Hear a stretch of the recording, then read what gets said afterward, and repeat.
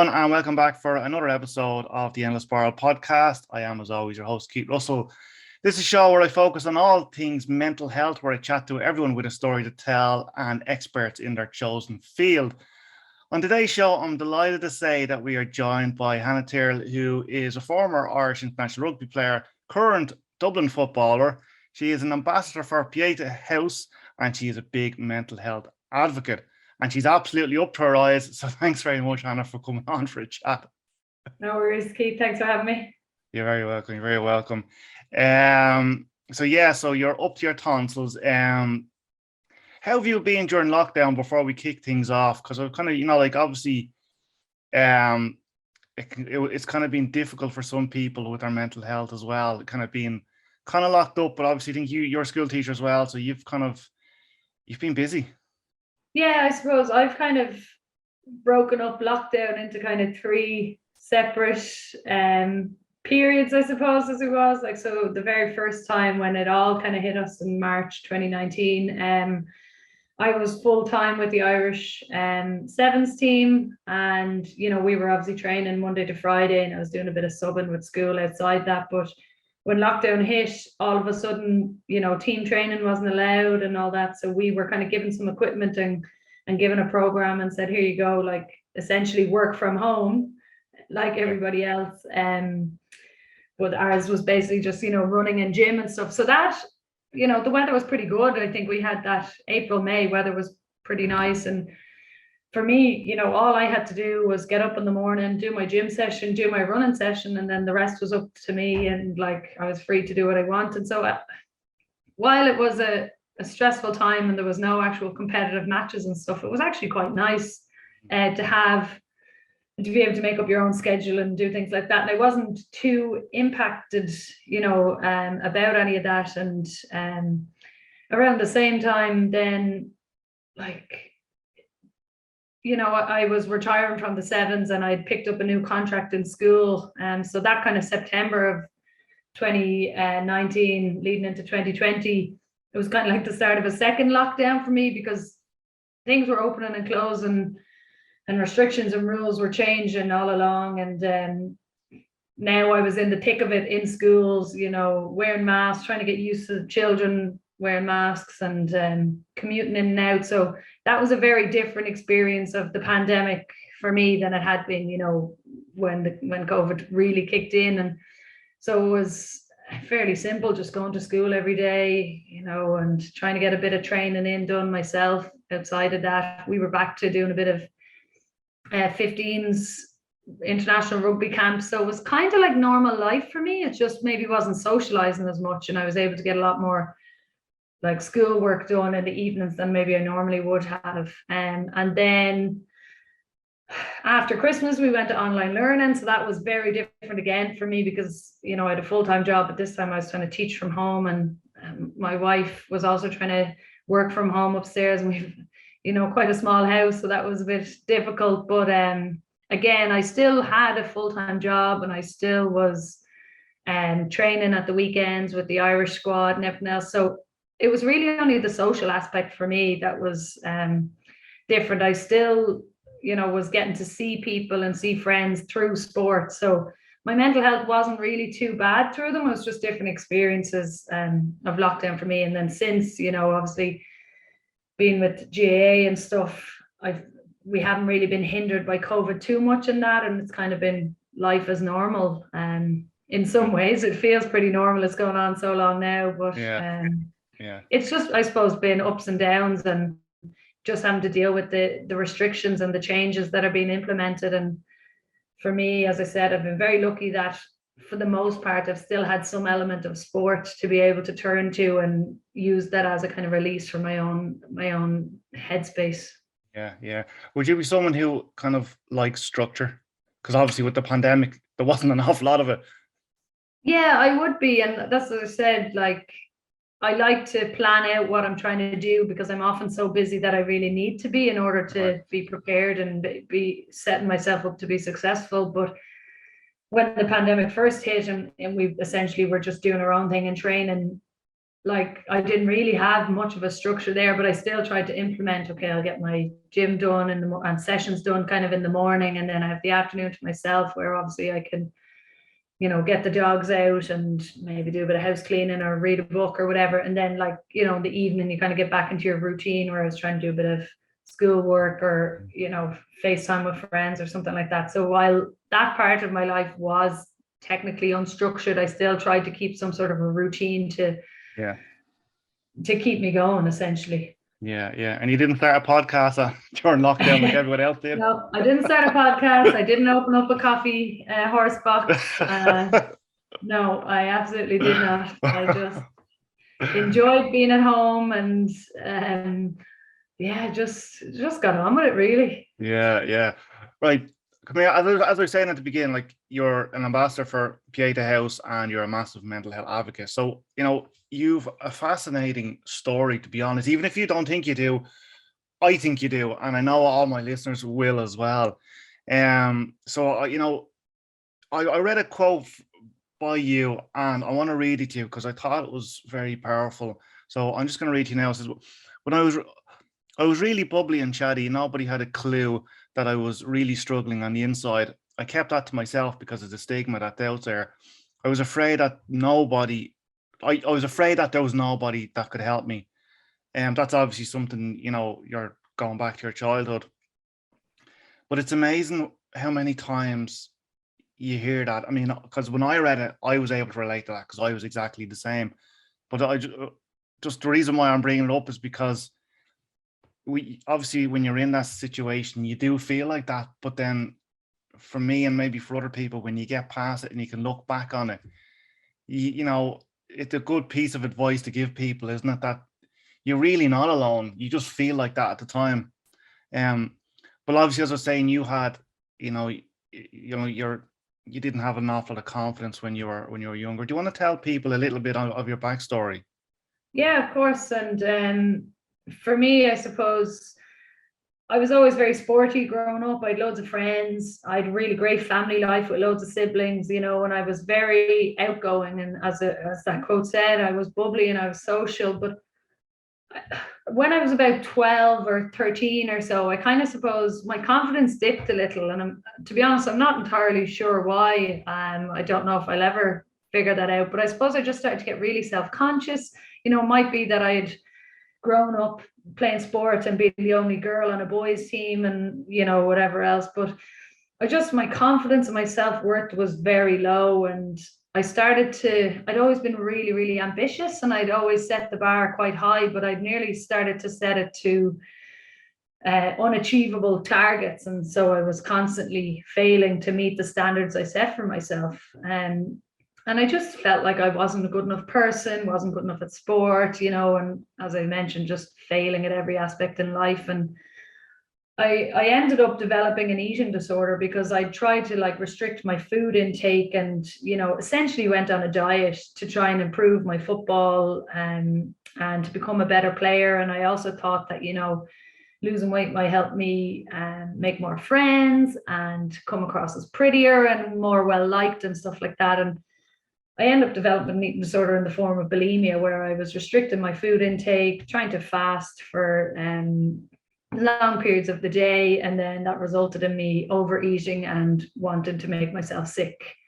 And with my eating disorder, I also began to self-harm. And for me, self-harm was like a form of punishment for not achieving those kind of targets that I'd set out for myself, and for some of those, it might be that, I came off a pitch after a match and berated myself for kicking a couple of wides, or giving the ball away a few times, or other times it's eating something that I shouldn't have, or not doing well enough for my standards on a test. And every time I failed to set or hit the targets I set for myself, I had this overwhelming urge and desire to hurt myself or punish myself. And that's kind of where the self-harm came in. And once I had self-harmed, that feeling wouldn't leave until I did punish myself and let all that negativity out. And afterwards, I kind of get that feeling of relief, or okay, I can start afresh. I can try again to hit these targets, when looking back, they were never realistic. And I was always just setting myself up to fail. And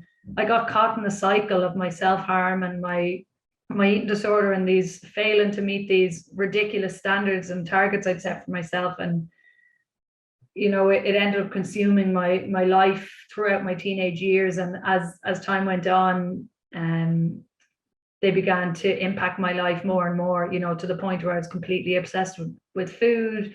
I'd given up all, other activities other than sport, didn't really care about school anymore. Couldn't care less about going out with friends. Sure, I was too afraid that, I'd be forced to eat a meal and then I'd fail my targets again. And I just didn't want to be seen. I completely withdrew from everybody and isolated myself. And unfortunately, I had all these negative thoughts telling me I wasn't good enough. I was a bad friend. I was ugly. I was fat. I was this, that, and the other. And I was never going to make it. And life would be better off without me. And the more I isolated myself, the more this negativity increased. And it just basically fed all these negative thoughts in my head, and my mental health began to get worse. And therefore my eating disorder got worse and my self-harm got worse. And I didn't tell anybody, because I genuinely was I thought people wouldn't really care, and that I was a burden, but also that I was so broken that I couldn't be fixed, because I'd never heard of anybody else with an eating disorder or with self-harmed or anything like that. And I just felt so lonely in that, and that if I didn't know anybody else who was going through this, or nobody else knew about it, how could they fix me and how could they help me? And part of me felt like I didn't deserve that help anyway. And things just began to escalate over time. And as I mentioned there, I was outgoing and I was bubbly and I was chatty, and people didn't have a clue, in school and in sport. And I just managed to scrape by with a smile on my face, but it was a complete mask. I was completely just making things up as I go along and lying to everybody. And that just got worse and worse, until my later teenage years, when I did try and take my own life. And obviously people kind of start to realize something wasn't right at all here, and that, I was going through some things. And that was kind of a very long journey for me to my recovery, and there was a lot of ups and downs in that, and a lot of tears, a lot of good days, but an awful lot of bad days too. But took, probably until I was about 23 or 24 for me to finally and fully recover from everything that I'd been going through. And it's a period of my life parts of me didn't wish happened, but then other parts of me are by going through that, it's made me the person I am today, and I'm resilient because of it, and I'm able to help others. And I just wish that maybe more had been known about mental health at the time, and that there wasn't as much of a stigma, because maybe I would have reached out sooner, if people had talking about mental health a little bit more. There was no mental health week. There was no speakers coming into schools talking about their experiences. And maybe if there had been, I might have spoken up sooner, because I realized I wasn't so alone in what I was feeling. Yeah. Wow.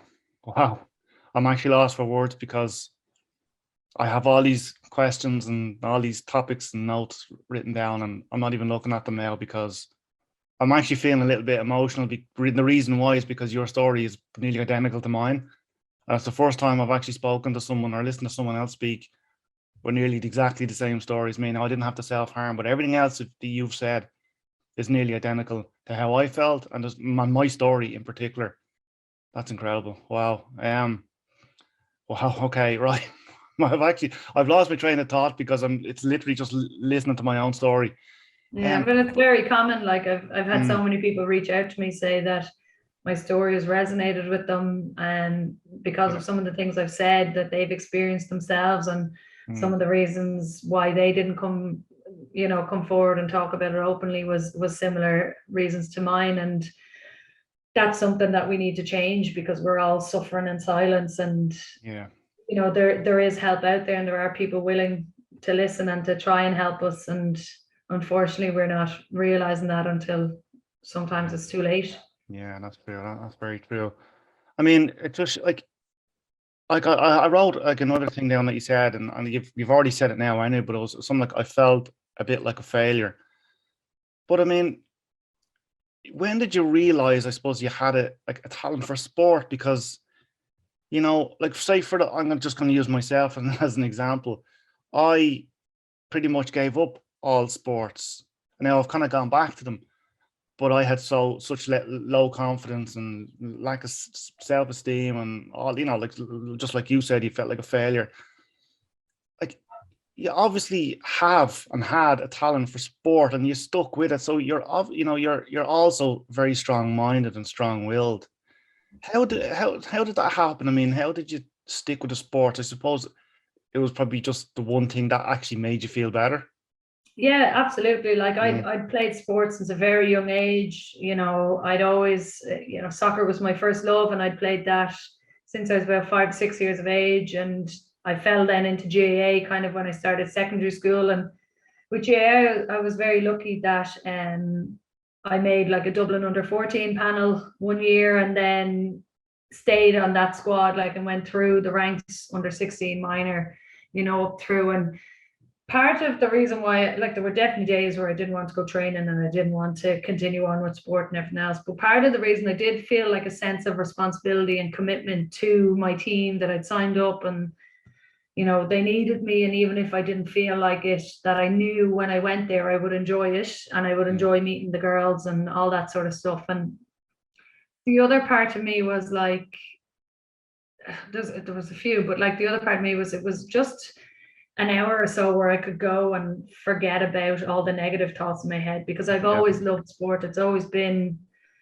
the thing for me to go and do when I need to just zone out of whatever's getting to me a little bit. And it was just an hour of freedom where I genuinely loved it, and I wasn't looking to burn calories. I wasn't looking to lose weight, anything like that. It was just, for me, something I was decent at and something I really enjoyed. And it was the relationships and friends I made through sport that eventually, like, helped me on my way to recovery, and I always felt better after playing sport. I wasn't always great. I did obviously have those like days where I thought I played really crap and punished myself for it, but in the moment I enjoyed it, and I knew that this was something that I would love to do for the rest of my life, like, and I would happily do as a job or whatever else, because I just love sport and the freedom it gives me. Yeah. How the Endless Spiral started was my very first blog. Like, I was silent for 20 odd years, and the very first blog I wrote was called How I Use Sport as an Escapism. So I was the same, although because I stopped playing like a lot of sports, I was watching sport for me. But it was the same thing. I suppose it was your mindfulness without actually knowing that you were doing mindfulness, or whatever you want to call it, really, isn't it? Yeah, absolutely. Like that too. I'm sport mad now. I'll watch anything, I'll go to anything, I'll practically try nearly any sport, but it's just getting out there, stretching the legs, and the relationships you make in sport, and the connections that you can have is incredible. Yeah. How did people or how was people's reactions when you eventually started speaking about your mental health issues and your eating disorders? And, like, I presume people were shocked, because as you said, you had like a persona or a mask that you didn't show. Yeah, absolutely. I think shock is the main word. Probably my parents were devastated, because, as you said, I was successful. I was doing well. Like, I was doing all right in school, and I seemed like I was doing great, and sport was going well with Dublin, and I was back playing soccer, and it was brilliant. But most people were shocked. But then, when I opened up a bit more, I think little things in their mind were like, oh God, yeah, that makes sense now. And kind of few pieces fell into place a little bit for them. And they were like, that's what that was. I just thought you were being weird about that, or, whatever else. Those who really knew me well, and it kind of all made sense to them, I suppose. And they just never thought that it could be something more, and thankfully it was a shock, and then massive support and love, and that I had a huge outpouring from so many people in my life. And even that was friends and family were great. People I hadn't spoken to in years who had heard about my story reached out. Old school teachers, all that sort of stuff, were just brilliant. And that was huge for me, because it gave me a reason. Like, I always thought people wouldn't care and that they wouldn't be there for me, and then so many people showed up to support me and to try and help me, and offered whatever they could, just opened my eyes to the fact that, you know, maybe I did deserve a bit of help, and you know, maybe I deserve to be loved, and there might be a bit of hope there for me. And it's a bit of like security as well, and I suppose it helps eradicate the stigma in your own head anyway, where like you stay silent because you think people will judge you, and then when you do eventually say something, you're not being judged at all, really. I know you're talking about earlier on the stigma in general, but I'm just talking about for now in your own head. That like it must have been amazing when, as you said, you know, you started getting an outpouring of support. Look, it was just a huge sense of relief, I suppose. I felt like loads of people might turn their back on me and, you know, not really care and not want to help, and it was just the complete opposite. And it just gave me that little bit of confidence that I needed to start really trying and to recover and to get over this, and you know, see if the future could be a little bit different for me. How did you end up getting help? So after I had tried to take my own life, when I was in sixth year, I was brought to Pieta House, which had just recently opened, for kind of counselling, and my needs were a little bit greater than what they could offer, and so I ended up in St. Patrick's mental hospital for a couple of months, and just basically through that and outside of that, more counselling and stuff like that kind of just got me thinking about what I'd been through and different ways in which I could try and help myself. But the main thing for me was the friends that were there for me, and they were mostly friends I'd made through sport that, you know, I could rely on them. I could call them any time, day or night. You know, they would hang out with me anytime I felt like I wanted to self-harm or was having a really bad day. And just over time, those feelings of hatred about myself kind of lessened, I suppose, and I began to get a little bit of hope that I could recover from this. My life could be very different. And the more I opened up and talked to them about it, the better I began to feel. And kind of that combination of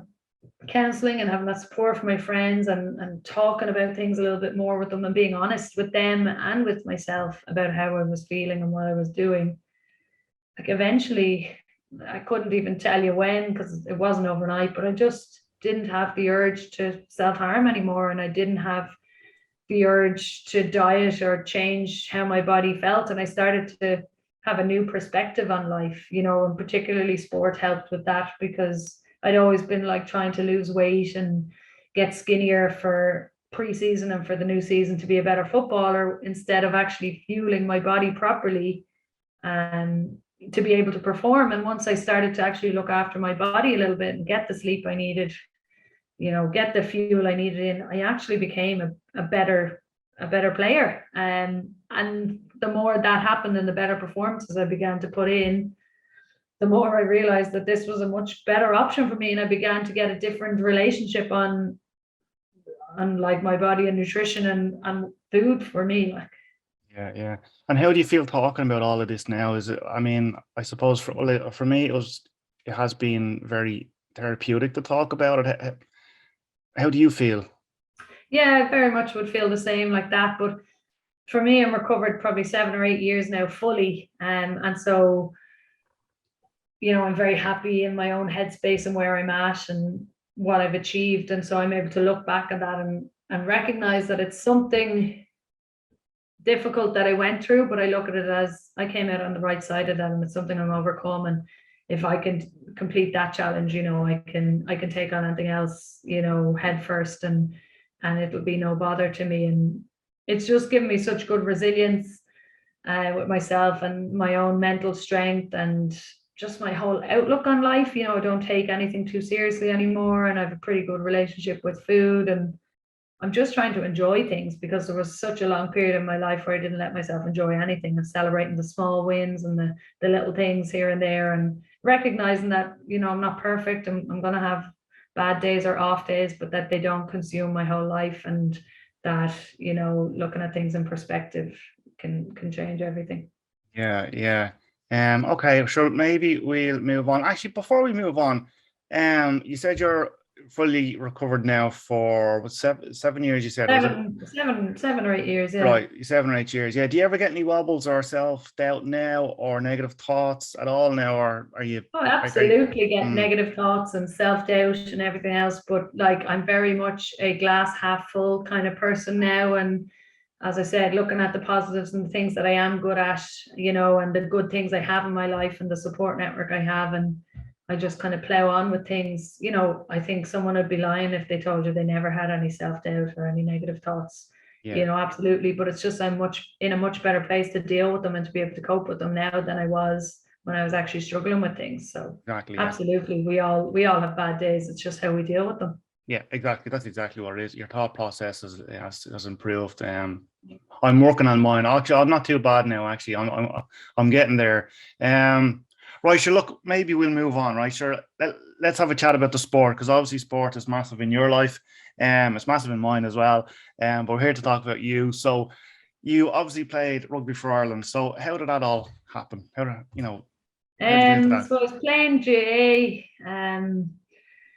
Had been since under 14 with Dublin, and I was right up through the ranks. And a girl I had ended up playing on one of the Dublin teams with had taken up rugby and was doing really well. And the women had won the Six Nations in 2013. So she was kind of on to me being like, you'd be really good at rugby. Rugby sevens is coming in as an Olympic sport. Ireland will hopefully have a team. You could be really good at it. And I was like, I'm not really sure. I'll see how I feel kind of in a couple of months when GAA season was over. And thankfully, like, the GAA season and the rugby season didn't really overlap too much. And I had a bit of a spare winter, I suppose, and went down to a rugby session in Old Belvedere one September and fell in love with the game and kind of played with their second team for a while, and then got called into the Irish Sevens squad as like a trial for a couple of months. And the rest from there, I ended up on that sevens team for a good few years and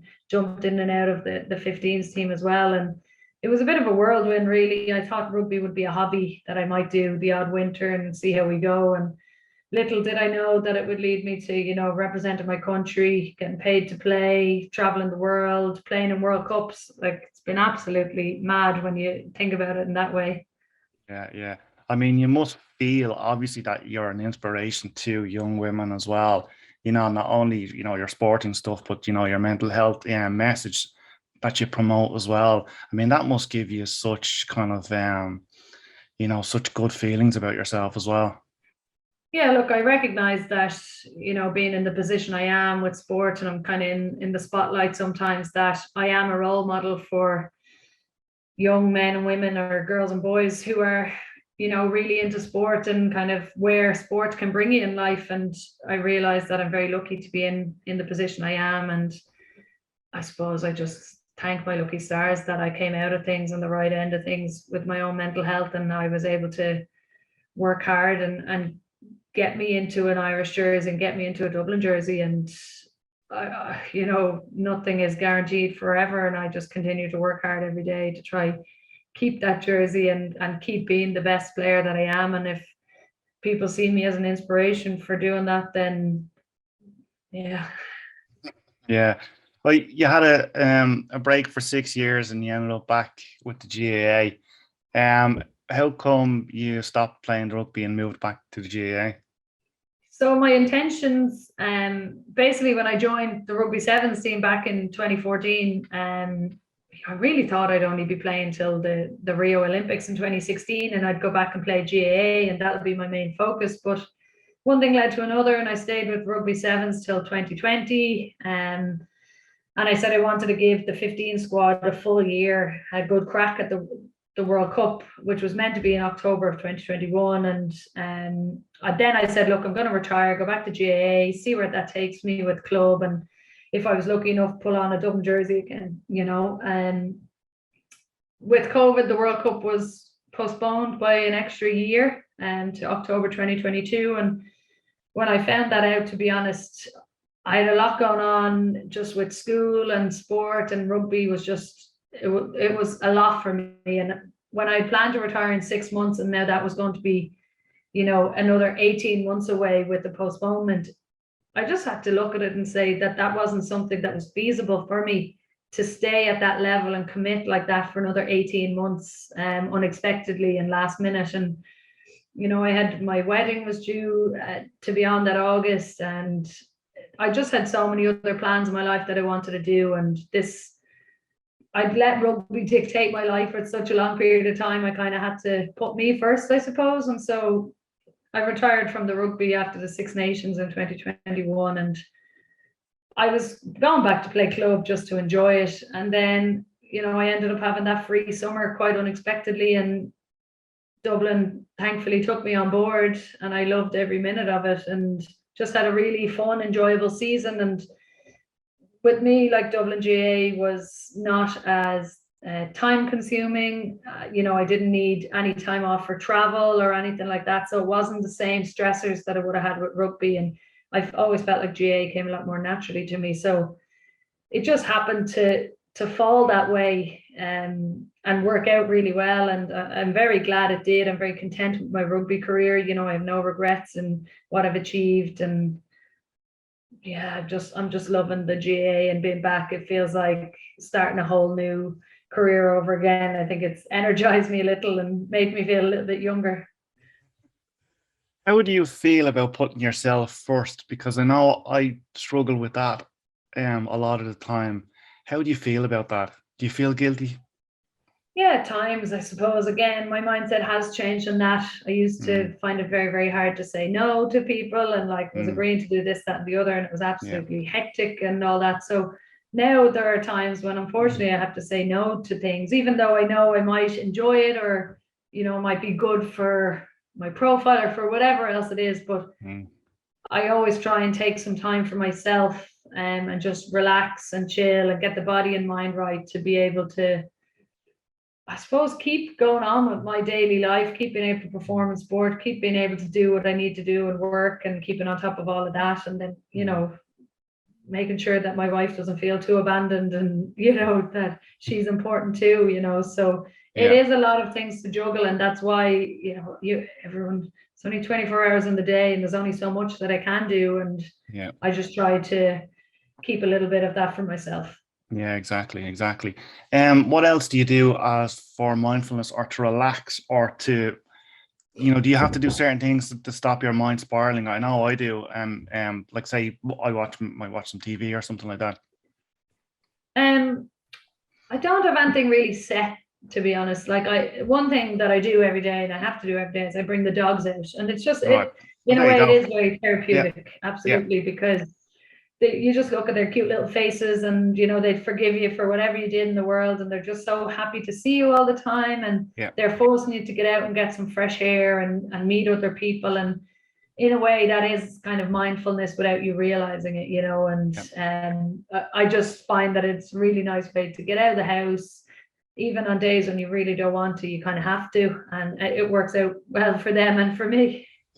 It's funny you say that, because I had Fraser Brown on the podcast, and he said exactly the same thing. He was saying that he brings his dogs out for a walk every single day, and for him that's mindfulness, because I hadn't really thought of it like that before. I always kind of linked mindfulness to meditation, because I was saying to him, I'm crap at meditation, I just can't do it. And so I was asking him, and he's like, well, I bring the dogs out for a walk. And we were like, well, that's mindfulness without even knowing it. It's exactly what you just said. It's a good way of putting it. Right, we're nearly there. You're ambassador for Pieta House. How great are they? They do great work. And you said you're obviously spent some time there with them yourself. Like for me, I was brought to Pieta House a long time ago now, when they just kind of first opened. And they were great for me in a time when I was in a period of my life where I just didn't want to be there anymore. And they were very nice in how they approached me, and there was no kind of forcing me to talk about things. They let me go at my own pace. And the big thing that Pieta House have done is they kind of helped my family. They didn't just help me, because this was a big shock and a big change for my family too. And they offer them counselling and any means necessary to try and help them understand what I was going through. And they've just been fantastic throughout the years. And I don't know where I would be without them. And so when they asked me to be an ambassador a couple of years ago, I was absolutely delighted to be able to give back in some little way to them. And all their services they provide free of charge. And they're unfortunately inundated with requests at the minute, and they've been expanding across the country trying to help more and more people. But they've just been an exceptional service, and I'll continue to support them for the rest of my life, because without them, who knows where I'd be, to be honest. Yeah, they're absolutely incredible. They really are. Right, maybe we'll wrap that up. I think we've probably covered everything that we can. Have you anything you want to add before we go? Do you want to plug anything, or do you want to give anything a shout out? No, just say thank you, I suppose, for all that you do for mental health. And I think the more people that share their story and what they've overcome will help others with their own problems, and might help them and encourage them to come forward and seek the help that they deserve. So thank you, I suppose. You're very welcome, and thanks very much for coming on. And like I said earlier on, like your story is so similar to mine, and it just shows you like that these things affect men and women. Eating disorders affect men and women. Mental health affects men and women, and all these things as well. So I'm delighted that you're able to give up a few minutes to come on and have a chat. Maybe we'll let you go and chill out for a while and relax. Thanks very much, Hannah, for coming on. We'll leave that there, guys. And I'll be back very soon with another episode of the Inspired Podcast. Bye for now. Hi there, my name is Keith Russell, and I'm the creator and founder of The Endless Spiral. Thank you so much for taking the time to check out my mental health podcast. I really hope you're enjoying the episodes. It's a podcast where I speak to everyone and anyone with a story to tell, and we also get advice from experts in their chosen field.